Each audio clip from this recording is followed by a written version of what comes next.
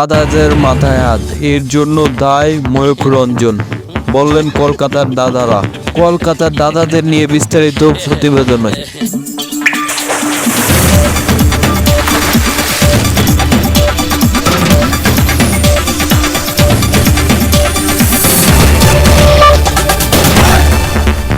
বসে পড়েছে কলকাতার ব্যবসা।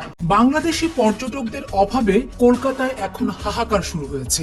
বাংলাদেশিদের ভিসা না দিয়ে এখন উল্টো বিপাকে পড়েছে ভারত। পর্যটক শূন্য ভারতের ব্যবসায়ীদের এখন মাথায় হাত। কেনাকাটা, চিকিৎসা এবং পণ্য রপ্তানি করে ভারতের ব্যবসায়ীরা এতদিন দাপটের সাথে টিকে ছিল।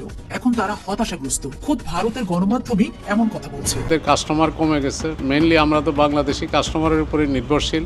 হাসপাতালগুলো ফাঁকা, রোগী নেই, বেকার বসে আছে ডাক্তার। হাসপাতালের মালিকরা বলছেন এভাবে চলতে থাকলে তাদের ব্যবসা গুটিয়ে ফেলতে হবে। চিকিৎসা করাতে আসা রোগীরা না আসায় আবাসন খাতেও ধস নেমেছে, আর তাতে পথে বসেছে ব্যবসায়ীরা। ক্ষতির মুখে পড়ে এখন অনেক ব্যবসায়ীরা তাদের ব্যবসা গুটিয়ে ফেলছে এবং অনাহারে অর্ধাহারে দিন কাটাচ্ছে। সবচেয়ে ক্ষতির মুখে আছে নিউ মার্কেটের ব্যবসায়ীরা। বাংলাদেশ থেকে হাসিনা চলে যাওয়ার পর মোদী সরকার বাংলাদেশের বিরুদ্ধে প্রতিনিয়ত যে প্রোপাগান্ডা দিয়ে বাংলাদেশের সাথে ভারতের জনগণের মধ্যে বিভেদের দেয়াল তৈরি করেছে, তাতে সাপে বর হয়েছে।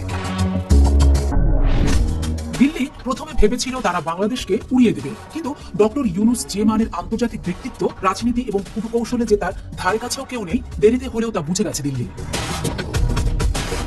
কলকাতার এই অসহায়ত্বের মধ্যেই ভারত বুঝে গেছে ডক্টর ইউনূসের সাথে লড়তে গেলে তাদেরই ক্ষতি হবে। তাই ভারত এখন রাষ্ট্রীয়ভাবে বাংলাদেশের সাথে আগ বাড়িয়ে সুসম্পর্ক বজায় রাখার চেষ্টা করছে।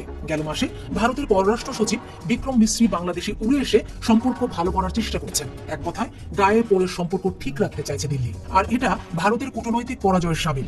তারাই এখন যে পরের সম্পর্ক জোড়া লাগাতে চাইছে। ভারতের কূটনীতি যে এখন বাংলাদেশের কাছে ব্যর্থ হয়েছে, এটা প্রমাণিত। তাই বলা যায় ভারত বয়কট আন্দোলন সফল হয়েছে। এই আন্দোলনের কাছে কুপকাত হয়েছে মোদী সরকার। ব্যবসায়ী এবং কৃষকরা তাদের এই অর্থনীতি ধসের কারণে মোদী প্রশাসন এবং উন্মাদ সাংবাদিক ময়ূককে দায়ী করছেন। বাংলাদেশ আলু পেঁয়াজ না কেনায় তাদের এখন মরণ দশা, আর এ কারণে মোদী সরকারের পতন এবং ময়ূকের শাস্তি দাবি করছেন তারা। ক্ষোভে তারা ময়ূকের বাড়িতে আগুন দিয়ে উড়িয়ে দিয়েছে। শাস্তির জন্য এই উন্মাদ সাংবাদিকের বাড়ি পাবলিক টয়লেট বানানোর দাবি জোরালো হচ্ছে। ভারতের সর্বোচ্চ রেমিটেন্স আয় হতো, যার পরিমাণ 16 বিলিয়ন বা 1600 কোটি ডলার, যা ভারতের গড় আয়ের একটা বড় অংশ। তাই বলা যায় বাংলাদেশের সাথে শত্রুতা বাড়িয়ে ভারত নিজের পায়ে নিজেই কুড়াল মেরেছে।